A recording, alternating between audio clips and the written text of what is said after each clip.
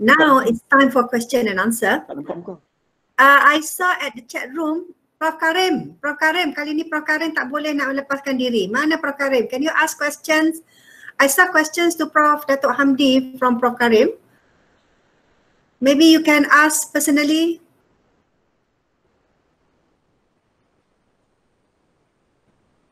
Prof Karim, berani kat belakang aja ke?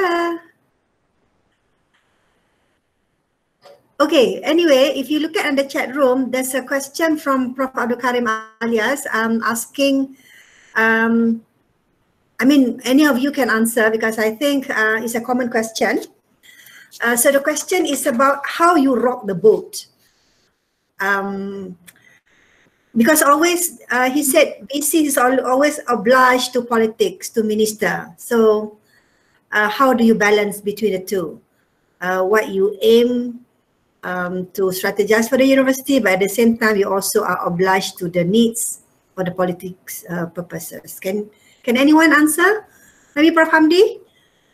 Can I get Dato Azizi first? As the experienced VC. Okay, Dato Azizi from Dato. Dato, ni speaker, buka sikit. You are muting your speaker. Mic. Dato Azizi, Prof, your mic is mute.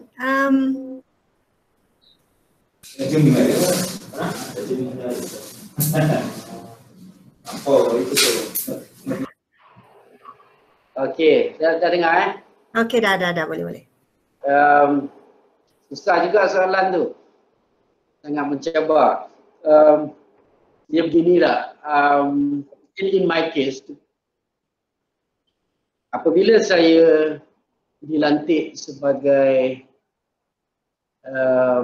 Naib Chancellor untuk UMK, sebelum saya terima jawatan tersebut, there are two things that I did. First, saya pergi jumpa Datuk Pengurusi LPU pada masa itu. I met him twice basically because saya tak pernah jumpa dia, saya tak kenal dia. Dan saya tahu UMK, kalau saya datang ke UMK ada satu tugas yang sangat besar lah. Okay, I've been following jugalah UMK ni sebab saya orang Kelantan. I know that a big task waiting for me. So I have to make sure that first I can get along with the chairman of the LPU. So I went to meet him. I met him twice basically. So it seems like nampak macam okay. And I know someone who know him. So saya tanya sahabat saya itu, can you find out from Dato' Usamuddin, our pengurusi, what he think of me after our meeting twice. And I get quite a positive feedback. So that is okay with Dato' Pengurusi. And then I met the minister at that time, Dr. Mahamad, Dr. Mazli. I asked him honestly, I went to his office, sebab saya memang di kementerian pada masa itu. Why me and why UMK? That's my two questions. I still remember that. Saya minta nak jumpa dia about 5-10 minutes and we ended up discussing about things for I think half an hour. And I said that saya akan pergilah ke UMK if I can get assurance that I will get a support from Pengurusi LPU and the minister.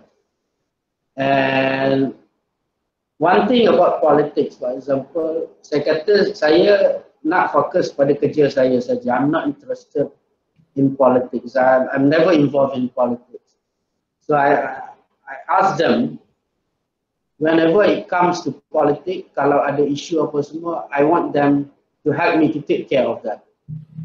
So that is the kind of assurance that I receive from both lah, minister and pengurusi MPU, and that gave me kind of, saya rasa lega lah.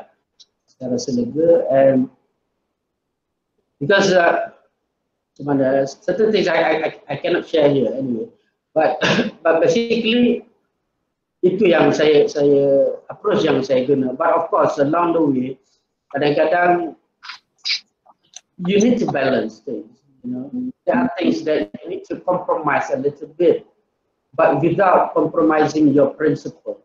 You need to balance. And pada masa itu juga Kelantan, I need to balance three parties basically. You know, kita di Kelantan at that time was governed by the opposition lah at that time. Now is in the government. And juga yang tidak sama pada ketika itu dengan kerajaan persekutuan. So how you need to balance between the state government, you need to win their heart, because we are in the state. We need to contribute to work together along with the state government, but at the same time, you need to ensure that you don't kind of like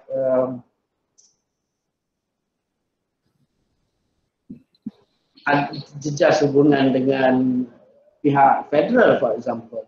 But alhamdulillah, I think by being honest, you know, saya pergi ke state government, for example. The first thing that I told them is that, saya cakap Kelantan lah, cakap ambo, saya ingat lagi ayat exactly what I said. I told them that ambo bukan orang politik, ambo balik to work to serve UMK and to serve Kelantan state of government. So, and later on, the doors open for us. It's quite unprecedented because we were called later on to present to the council meeting chaired by the Menteri Besar, for example. And also, sometimes whenever I think benda ada konflik sedikit, I will get advice from the KPT or KPM at that time. You know, sebab kita nak kena jaga hubungan tersebut. That is the reality. So, and that kind of experience make us, I think, we learn lah. We learn from that process, and by being honest, sincere, you know, we overcome the challenges. And now I think UMK is working quite closely with the state government. We're also working with the various ministries, etc. And also trying to win the heart of UMK denizen. I would say it's not easy. Right?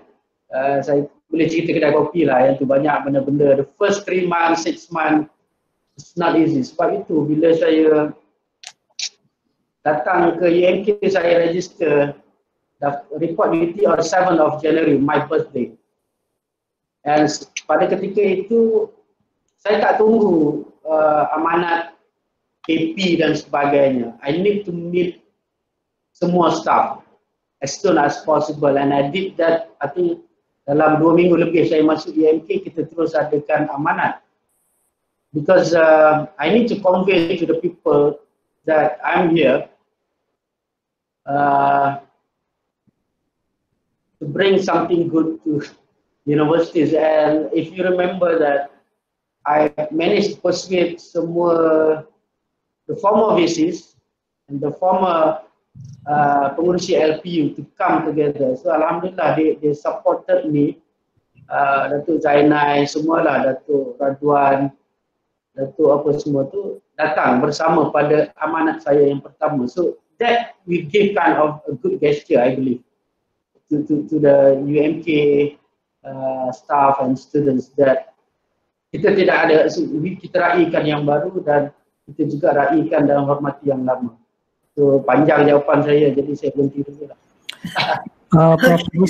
Prof Pengurusi, Karim ya? Yeah, yeah. Apa ni tadi tak dapat mikrofon. So can I just I think the question is very simple. Would you toe the line, because from time to time you get a directive from the ministry, from the government, but for some reasons, you know, you disagree. But are you there to rock the boat? Because if you go against the directive, then, you know, it doesn't look good. So that's my question, basically. Prof, you want me to respond that? Yeah, I'll try to be very brief. To be quite honest, until now, after 1.5 years, I don't really get so much of directive as mentioned. And only in the COVID era, we have so-called directive because we have to comply with MKN and stuff. So, so far, things are okay, where with autonomy, we are relying on LPU's decision. So, more importantly is actually dealing with LPU rather than dealing with politicians so far. I think as a leader, as mentioned by Dato Azizi, the relationship between the VC and the chairman of the LPU is extremely, extremely important. And I'm very, very blessed that I have Tan Sri Wahid as the chairman of the LPU. I meet him regularly, almost on a weekly basis, presenting to him, having a chat through phone and so on, wanting him to get information from me first, because people can get access to the chairman of the LPU in any way. So it's important to have a very cordial and not only cordial, trustable relationship, in my opinion. So we have that, alhamdulillah, so far with the chairman of the LPU, and he gives guidance. He does not interfere in what I've been doing.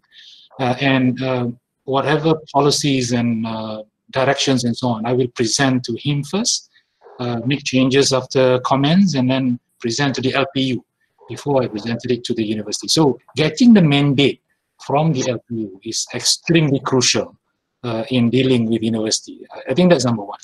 Number two, coming to the term of autocratic and democratic, I think Prof. Karim did mention that or ask that question. As a leader, we have ideas and we have objectives to achieve. And that might not be in line with what the university currently is wanting, for example. So there cannot be a democratic process there. I have to be, in a way, forcing the idea, but doing it in a very democratic way. So it's in between autocratic and democratic. Because as a leader, if we just follow democracy fully, then we will never be able to achieve what we want to achieve. So we need to know how to get things agreeable by all and democratically push it, you know, and eventually people know that we are determined and extremely, extremely believing in it. So far it works, yeah. Pushing it slowly and convincing people. So hence the word influence, you know, we have objective. We want people to achieve it. It has to be democratic in a way. We do not want to see being seen as autocratic. So it's a balance. I think it's the maneuvering. And so far it works well. The third question, there's one question, if I may quickly. Joe, I think, was asking whether, you know, being a reluctant leader, am I under pressure? To be quite honest with you, I enjoy every second of my leadership in UKM. It's a lot of work, yes, a lot of pressure, yes, but I do not feel stress. Pressure is one thing, but translating pressure into stress, personal stress, I think is another issue altogether. I sleep well at night. I have no problem. So far, I have no, you know, I can sleep well. That's what I can say. I think that is an indication of not having that much of stress, even though there are lots of pressure and a lot of work. So yes, reluctant to have the position simply because it is heavy, it is a lot of work, and meaning that you have to sacrifice what you like to do and what you want to do. You are doing for someone else, somewhere else, you know. But eventually, you know, knowing that it is a responsibility, alhamdulillah, so far I've been really enjoying my position and my work here in UKM, alhamdulillah. Oh, okay, thank you. Maybe Prof.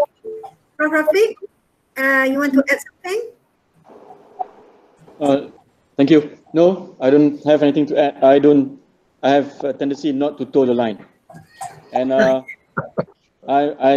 tend to tell people that I'm pragmatic but seldom democratic. I'm approaching this job with a clear notion that some things cannot be discussed There is no buy-in process for some of the things, because every second that we delay making some difficult decisions, it will impact the students who we are in charge with. So for example, if a program is no longer attractive or no longer competitive, buy-in is not going to happen, because academics will be up in their arms to defend what they're used to over the years. That's not how things should be done. If a program has very low graduate employability and has difficulty in securing students, you close that. You find other work for the academics involved, or they can leave. So we made no apologies with some of the decisions that we make. If there are any instructions from the top, we'll take it as a mere guideline.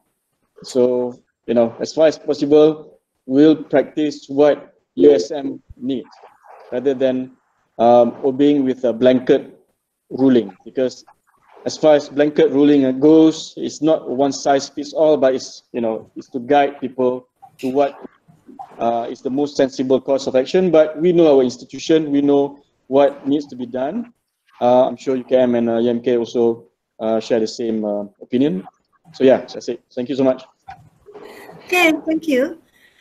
We have a few more questions actually in this chat room. We have Joe asking another question. I think I would like to call upon Joe if she wants to ask personally. But if she can, I mean, because sometimes okay, Joe, are you there? I don't know the real name, but the name in the chat room is Joe. So Joe is asking about how do you nurture a good team when some are dead woods that you have inherited from previous leadership. So I think this is an idea coming from Dato Hamdi. Maybe you want to comment?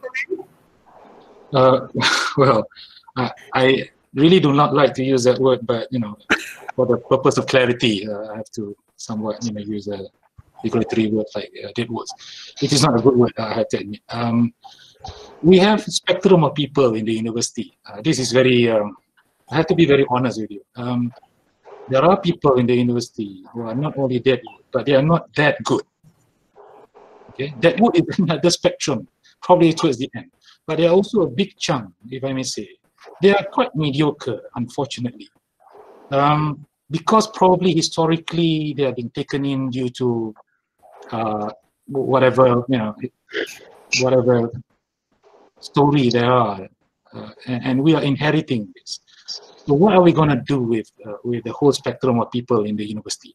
We have very, very good high achiever, extremely high performance group, and we have also certain portion who are mediocre, and then the rest, smaller one who may be in the Deadwood region. So these are the spectrum of any organization, if I may say, and we are living with them, fortunate or unfortunately. So what are we going to do with them? As I mentioned, I have to be very pragmatic.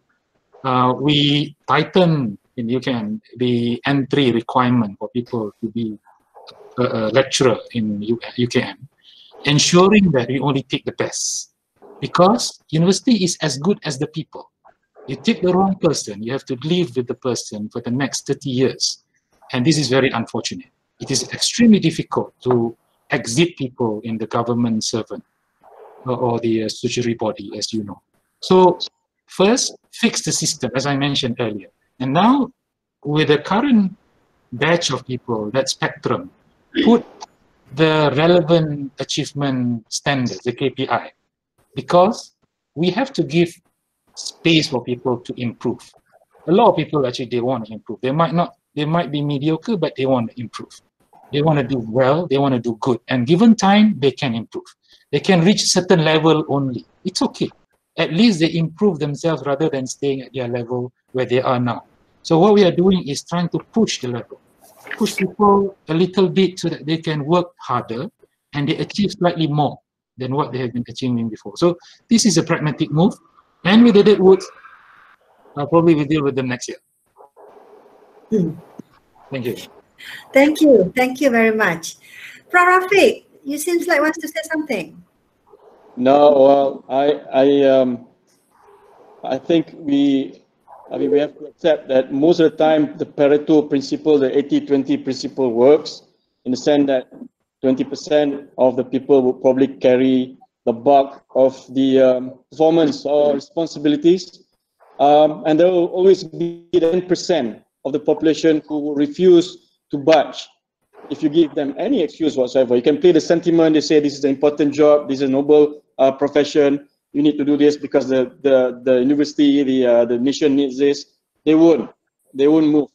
And they put lots of prerequisites before they start working. And I think in most cases, academics have enough, given enough to do what they need to do. So we just focus on the 20%.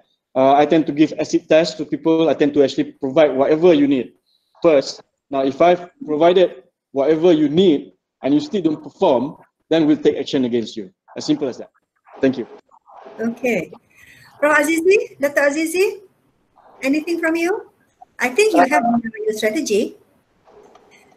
You may want to share your strategy with dealing with this, like 5% of.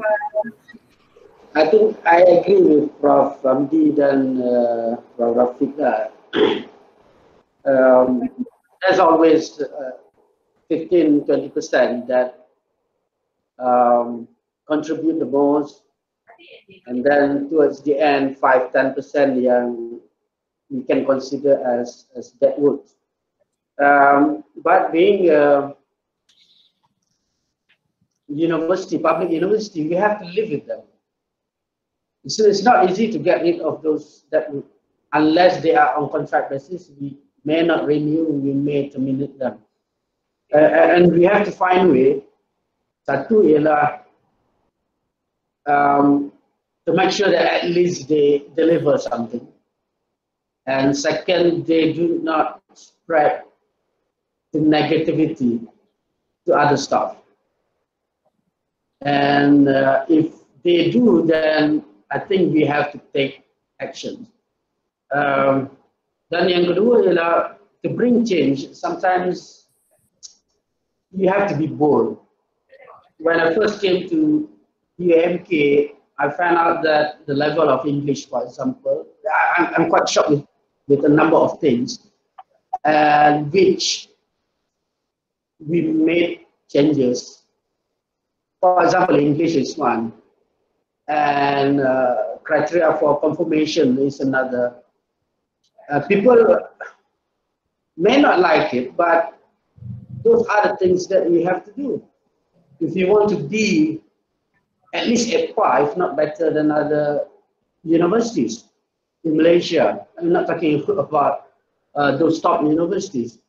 And over time, I think people need to accept that. They are accepting that. But it's not just about putting a new KPIs, things like that.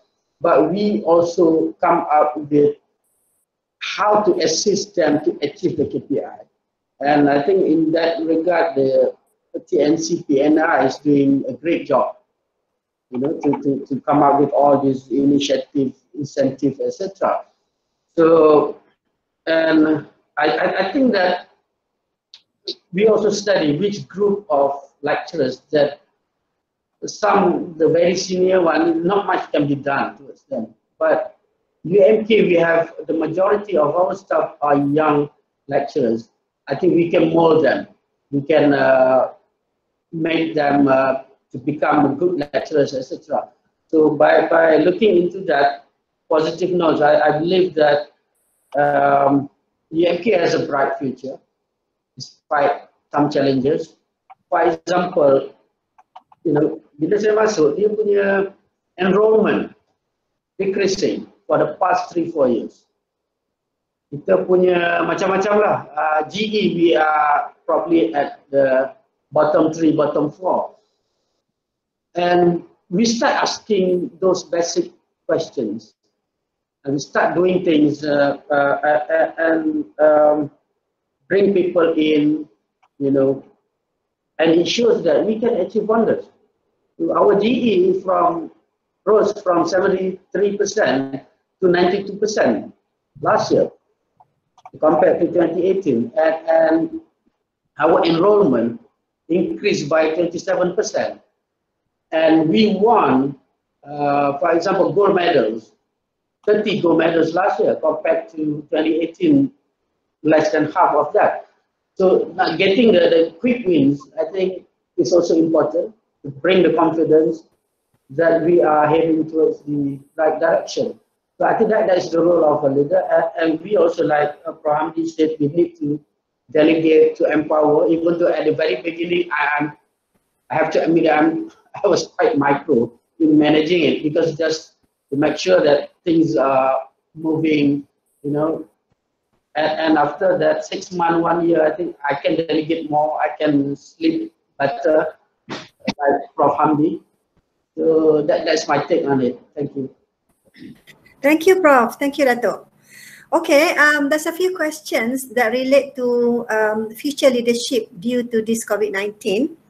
So I think Dr. Fudel is actually asking question related to strategy of the Vice Chancellors on you know, like COVID-19, like the session today is about to be or not to be, is also related to readiness for change and for new normal. Okay, so maybe you can comment and share what is actually the strategy for penjanaan pendapatan, because there's so many, you know, income will be lost due to this pandemic. So what is the strategy of your university to overcome this new normal kind of thing? Yes, Prof. Okay, thank you so much.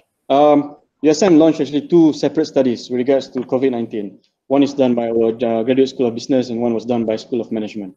On the Graduate School of Business, what they found is this. One, because COVID actually impacts the economy, we found that it will definitely pose a challenge with regards to our graduate employability. 50% of USM students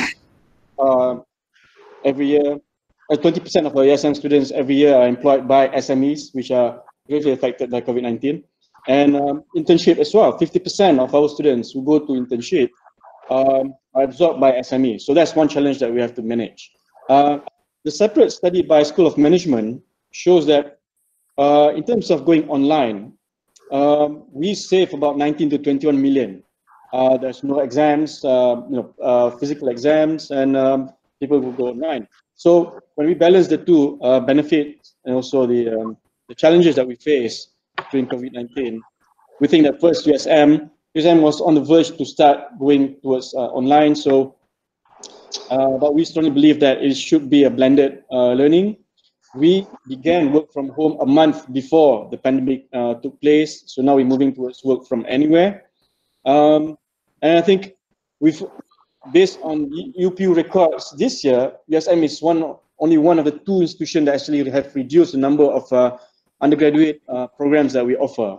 So we are actually moving towards micro-credential. Prof. Karim is actually leading that at the moment. At this point of time, there are about 60 or 70 micro-credential modules being developed to be launched this year. And we are also moving towards professional courses rather than sticking with undergraduate.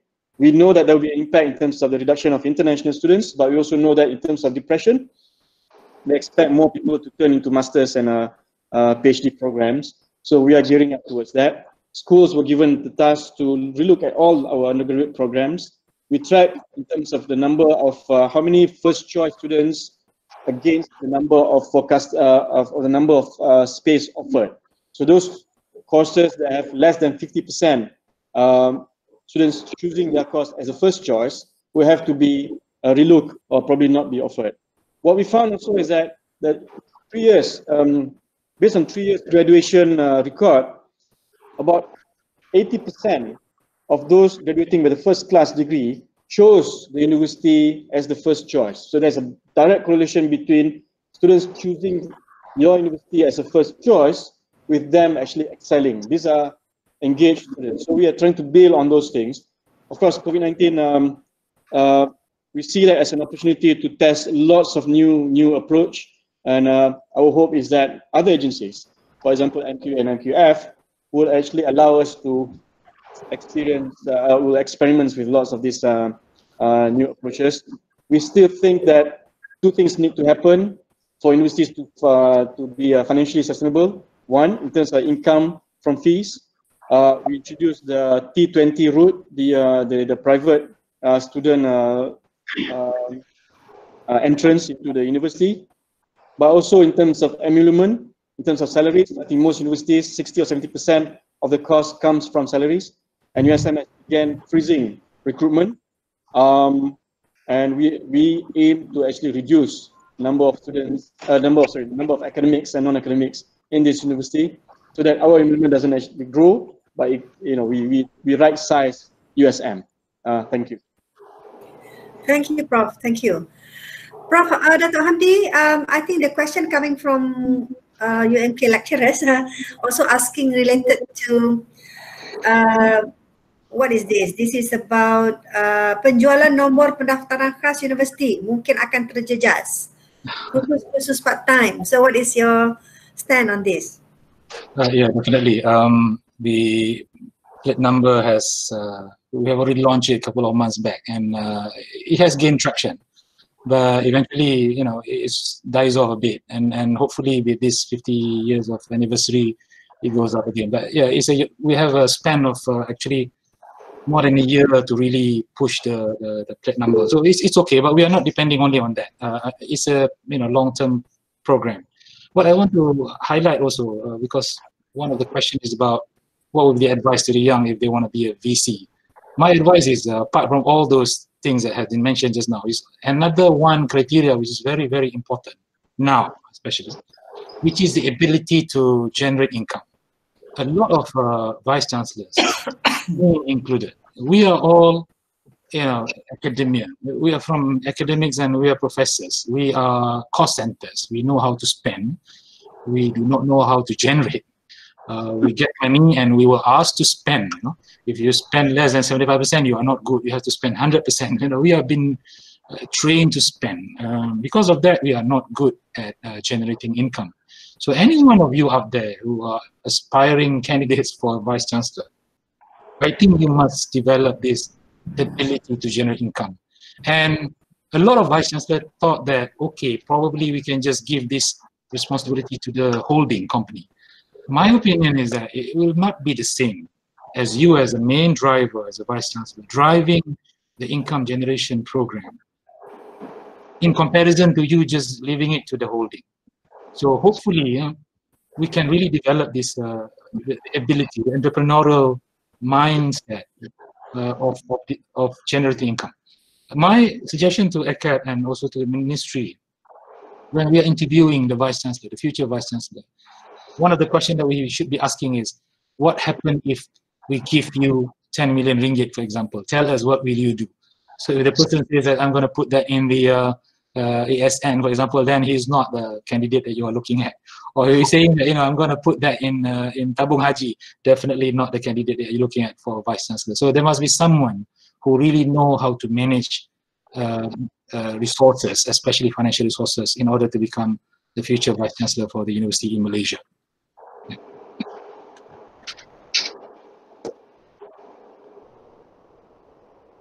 Okay, thank you, Dato. We have an interesting question. Tan Sri Gauss is here. Tan Sri, where are you? So Tan Sri has posed a question because I know the two of the candidate, the panelists here, is actually the produced from So maybe Prof. Gauss, you want to speak up on the questions, or you want me to read it?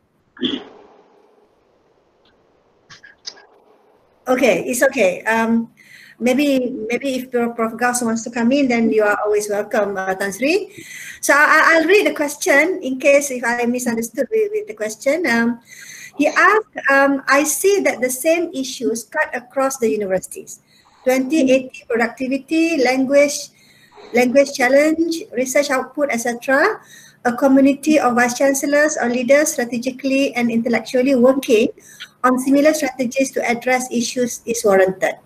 This community practicing leaders is a take home. So maybe that Tan Sri Gauss is actually referring to the previous question just now. Maybe you have Prof. Dato Hamdi, any Input from that. Very quickly, Prof. When Dasigaus is here, me and Rafiq will not say anything. Dasigaus is our mentor, and we learn a lot from him. If I know he's here, I'm not going to talk. I'm going to ask him to talk. But yeah, Tansi has given us a very valid experience for us to lead the university. And what he has mentioned is something actually very true. A similar case in all universities. We are facing almost the similar thing. And we are working on sometimes similar output as well. But each university has got its own peculiarity and cultural aspect that differs one university from another. So we cannot discount these two elements, I think. And that makes the solution differs from one university to another. But principally, it's the same issue. The only difference is the approach towards the solution. Sometimes the solutions are similar, but the approach towards implementing the solutions are different. So, yeah, what Tansi said is very true. Rafiq? Prof is no longer here, sorry. Your boss is asking. No, it's not asking. I think, yeah. I think I'll skip that one. I'll share what Hamdi has mentioned. Thank you. Okay, maybe Dato Azizi, any input from you? On what? On Prof Gao's comment. I mean, Prof Gao has been given a statement related to the problems or the issues across universities is like 2080 productivity.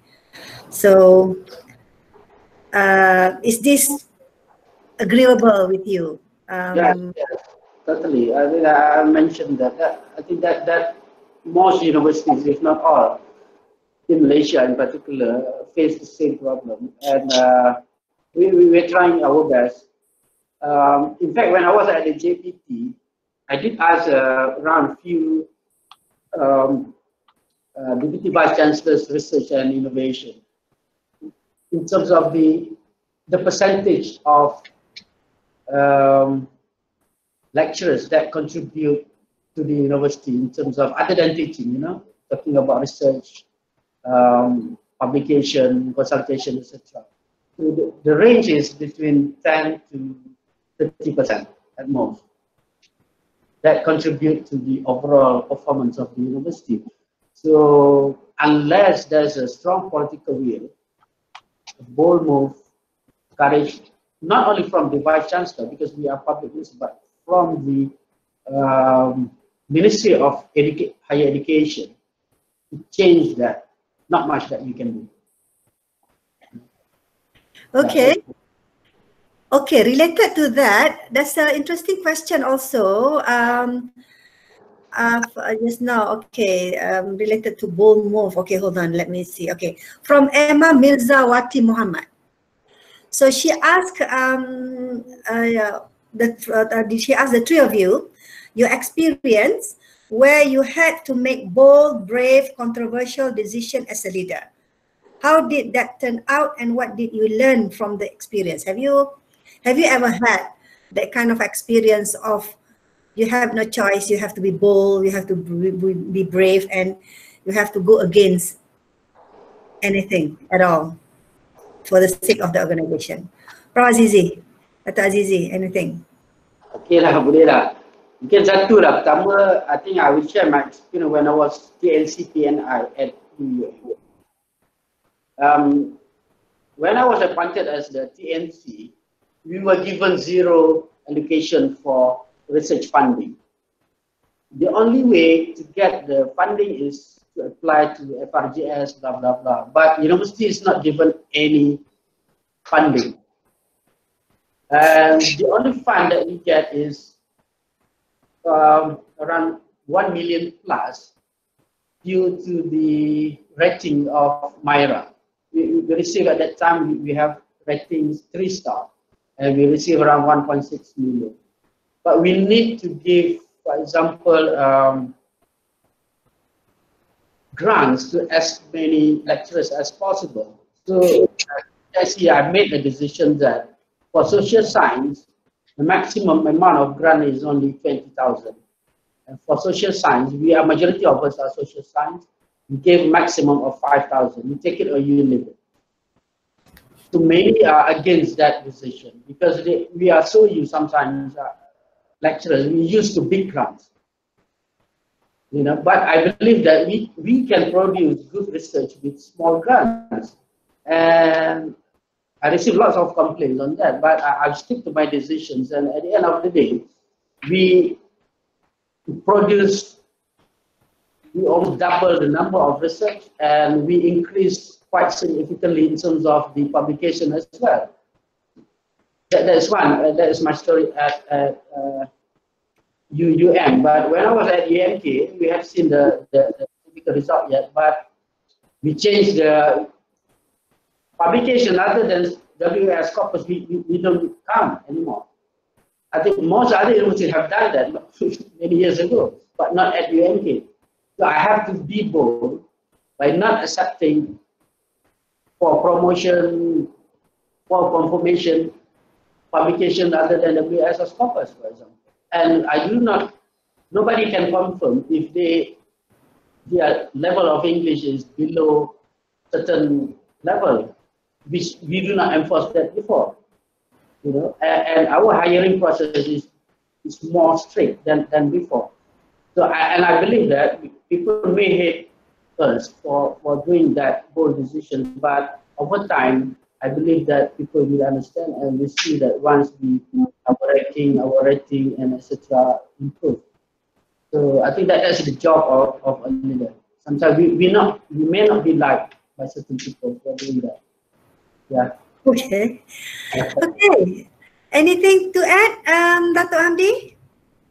Well, on having bold decision, there are lots of decisions that we make is bold, but we can always get approval from the management, for example, so that it is not a one-man show, hands autocritic, but it is from the management, which has been debated in the management, and it doesn't been seen as bold, you know, as what people might think of it. So as long as the decision making is being done properly, I think bold decision is not an issue.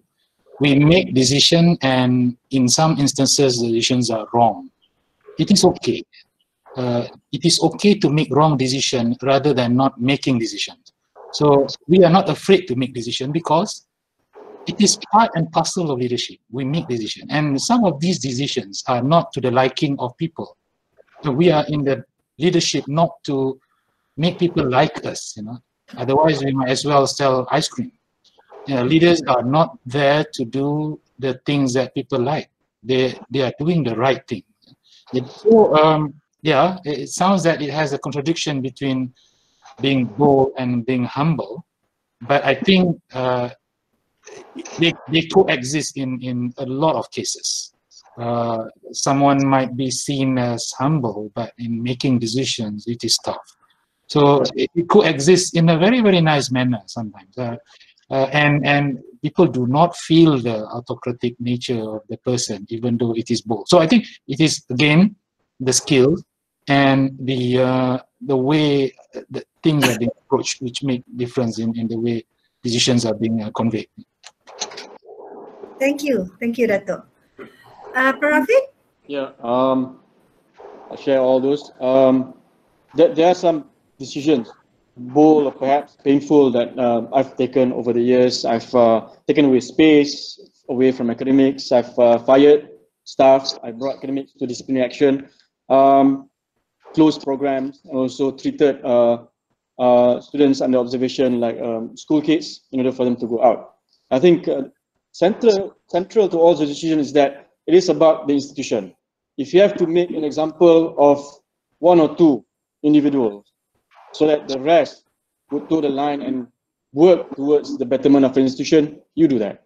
Of course, you do your due diligence. For example, in taking space away, we actually went to every single space available. When I was the acting dean, took about 700 photos and showed every single photo during the special faculty meeting, so that the faculty can decide for themselves whether we have space or not. Once they decide that there is space, will take the space away because the space will not utilize. And this is about not giving lip service. This is about returning academics not having space, asking for space, and they need to fly, they need to start their career well, against people who actually just given space and not making use of those space.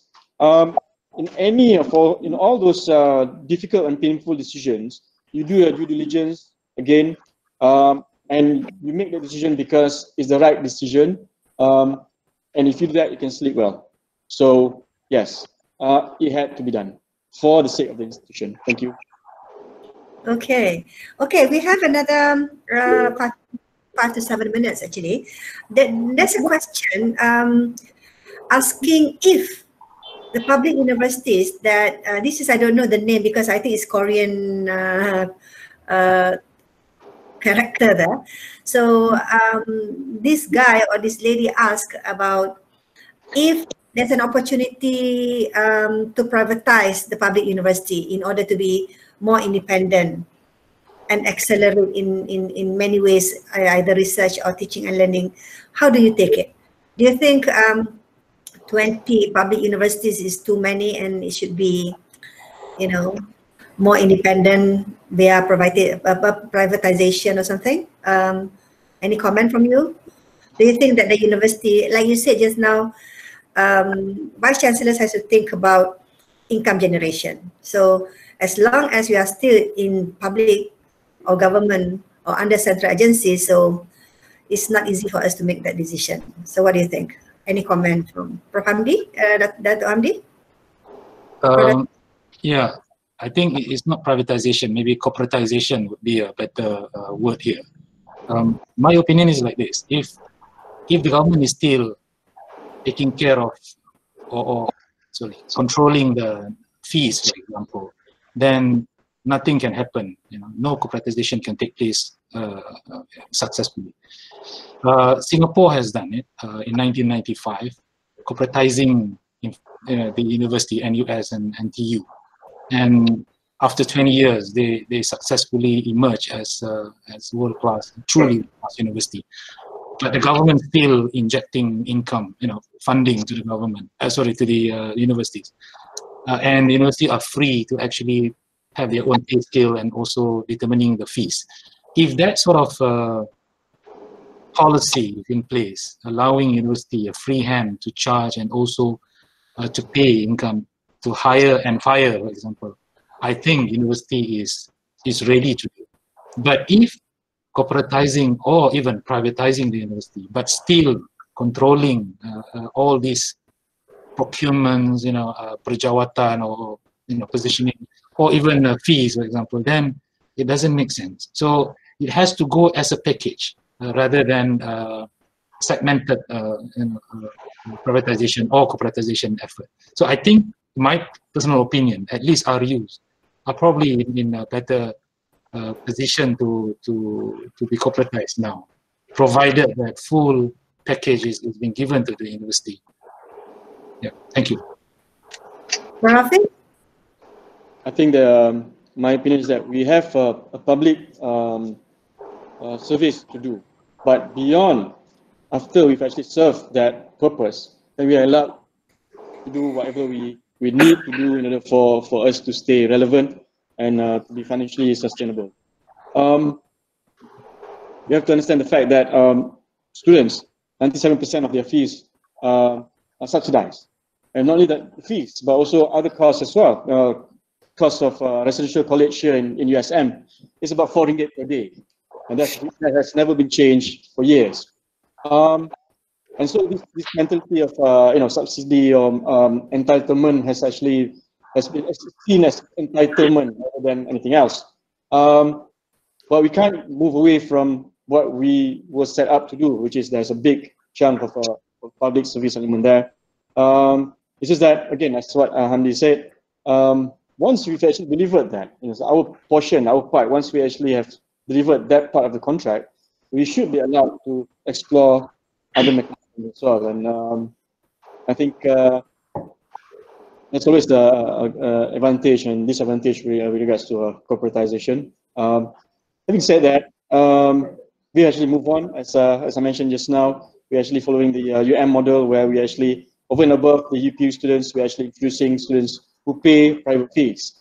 And it's all down to the quality of our programs and the quality of our academics as well, in order to attract the best brains to our institution. So we're working on that. And I think if you can nail that, then inshallah we'll be in a better position to explore new things. Thank you. Okay, thank you. That's great. I mean, not only RUs that is suitable to corporatize. Entrepreneurial university like us, Dato Azizi, what do you think? To become, yeah. I try to think in the context of Malaysia. Try to balance the probably the government priority of the rakyat. That is one. I mean the students. But probably I think a modified version of the corporatization can be done. For example, since we still receive funding from the government, that's one. So we can give discount to the student. I mean, with a slight probably increase of the student fee. But what's more critical here is that if you look at the 80-20 Pareto punya rule study, we know that the big chunk of the staff are not probably, I would say, productive enough. So if we go into the corporatization, if you want to go for the corporatization without getting rid of the non-productive one, it won't change anything. You know, I still remember when I had a chat with NUS, how did NUS become one of the best in the world?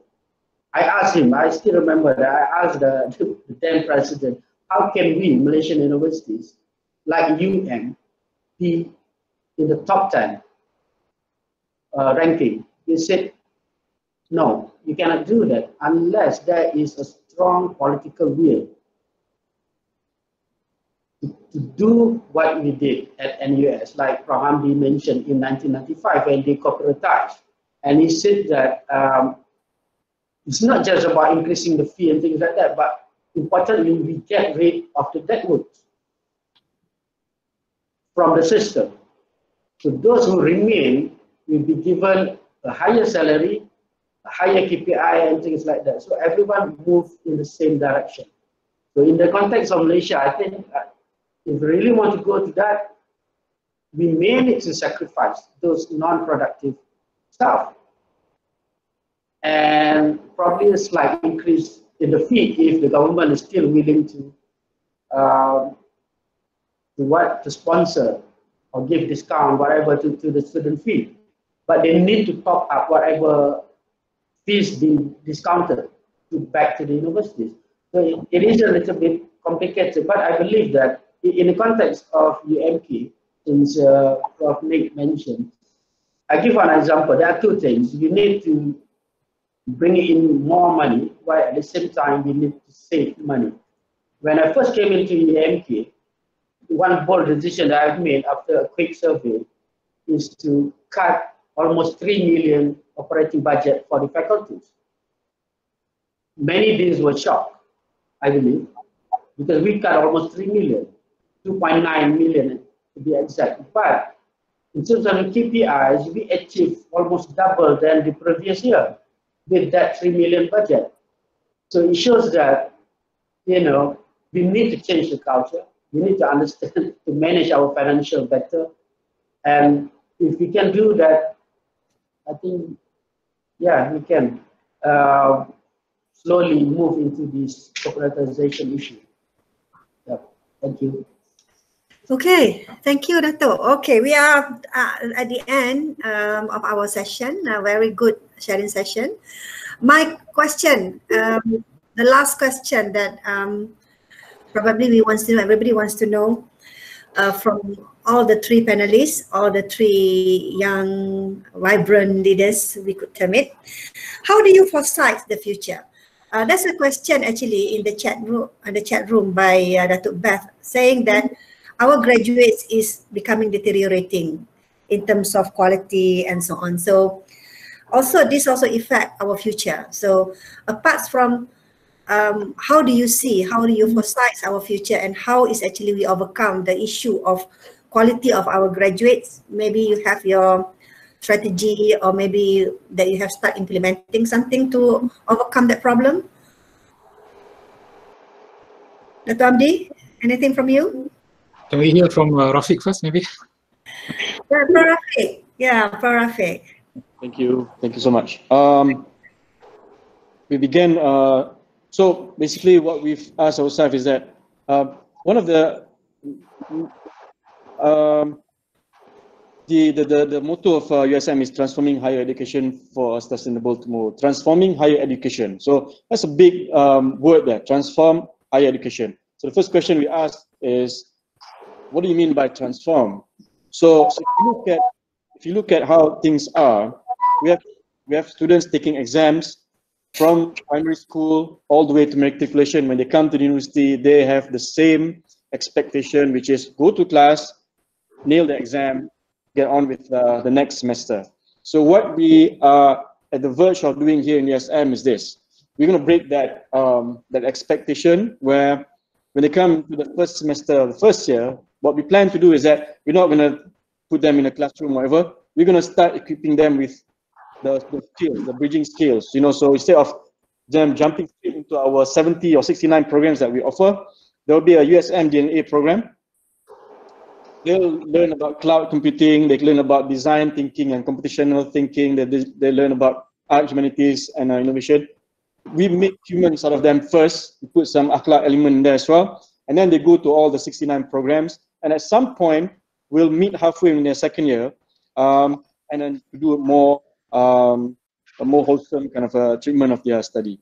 One thing that we want to also aspire to do is to increase the amount of engagement between academics and students by up to 200%, meaning to say we want to see our academics, our teaching assistants, for example, spend time just talking to students, increase in terms of engagement. I mean, if you ask the question, how many of our academics are engaged, I think engagement in that sense is just go to class, get it done with, and then go back. There's a lot to be said about sitting and discussing face to face, asking them, you know, what they pick up on a regular basis. We can get that done, even though it sounds very soft, but in terms of the impact, we believe that is the way to go. And we just had our sort of our collaboration with Amazon Web Services. We also think that more industries have to come and teach our students. One of the big mindset change that we want to incorporate in our academics is that they don't teach, they become course, they orchestrate the course. Because if you teach, there's a tendency that you think you will teach what you are limited in knowledge. Meaning to say you're going to teach what you know. What students need to know might not be the things that you know. So, but if you orchestrate that, meaning to say you know what students need, and you actually get lots of help from others. And with regards to this, you know, we are all online. I think we are also entertaining the idea of, if UKM is good in one or two areas, if UMK is good in entrepreneurship, why not adopt the UMK's teaching online for USM students? And that way we are collaborating in a true sense. We don't have to have academics teaching all 14 weeks of a semester. They can actually do research and also do engagement as well. That is probably transforming higher education for a sustainable tomorrow. And that's what we are actually working on now. Thank you. Great, great. Wow. Prof. Hamdi? Yeah. Dato? Hopefully, issue of graduate quality. Is a issue of yesterday. We have been discussing that for so long, and this is because the expectation from industries and people are mounting. Whatever quality that we put in, people will still want more, and it will never achieve the satisfactory level because of high expectation, and it will continuously going up and up. So what we have been doing in the university, I believe that a lot of universities are doing that, consistently improving the way we deliver the teaching. If we look at 100 years ago, we are still teaching the same way. Lecturers will teach in front and rows of students listening. And this has not changed much. I think 80% of our lecturers are still doing it. We probably are also to be blamed because we are doing the same thing. So we want to change this. Hence, in UKM, we have been advocating the use of flipped classroom for quite some time until the COVID comes in. And you know, it's a blessing in disguise in the way that we are pushing more of our people to do online, even though we can't do fully flipped classroom, but at least on the online part, we have been achieving a lot. So we want to, first and foremost, change the way we deliver our education, rather than one person speaking and others listen. And then at the end of 4 years, we want the students to have communication skills. We want them to have teamwork, where things are not happening in the classroom that much, maybe mergely. So therefore, changing the delivery is one thing. Second is the content. We work so hard on changing and improving content. The way we do curriculum review has to be changed. We have been doing it in a very, very simple manner, just to fulfill the requirement of MQA, rather than truly reflecting what is needed out there. And this has to change. So we are installing the system, wanting to strengthen the content.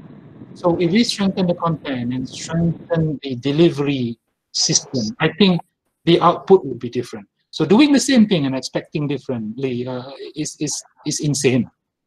So that's what UKM's journey is all about.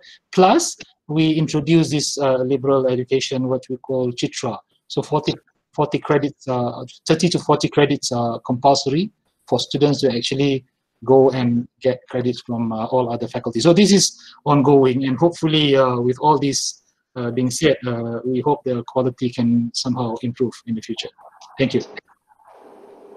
Okay, last but not least, maybe we can hear from Prof. Dato Azizi. I think Prof. Hamdi and Prof. Rafiq have covered your question well. Okay.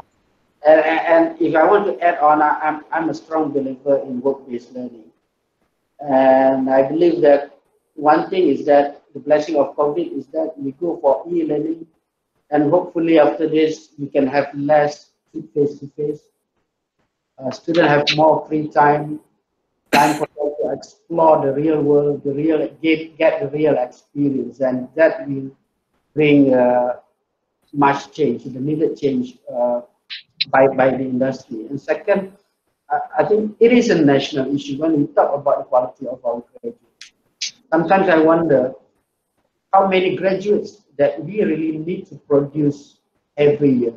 Does that match the need of the industry, which is determined by the economy of our country? And if you look at how does it skew, sometimes I think the number of degree holders are bigger than the number of diploma holders. And the number of diploma holders is probably bigger than the number of certificate holders, which I believe should be the other way around. But I don't want to touch too much on this because I don't have the data with me. But it's going to be quite an interesting things to look into in terms of the number, because it's not about producing the number of degree holders. Do we really produce the number that we need so that we can select the best to enroll into the universities? So I will end with that question.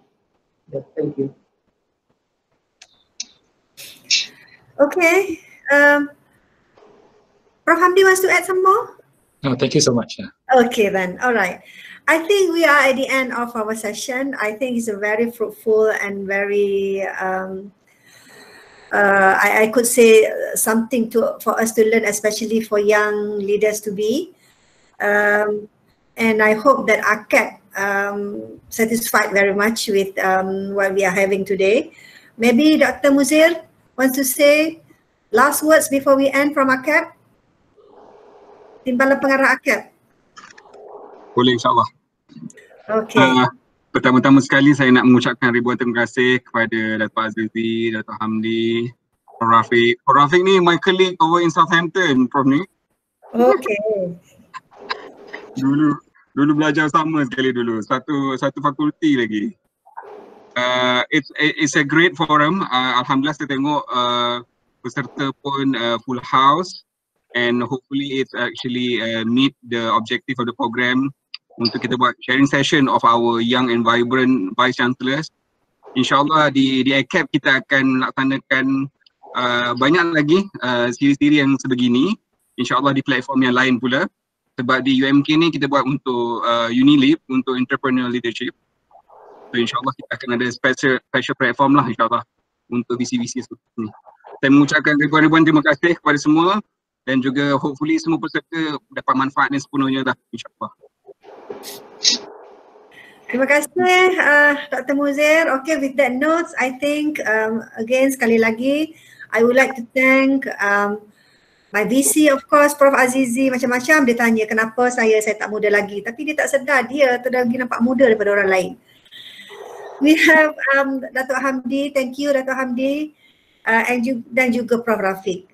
I think it's a very great session, everybody love it. So with that again, thank you very much.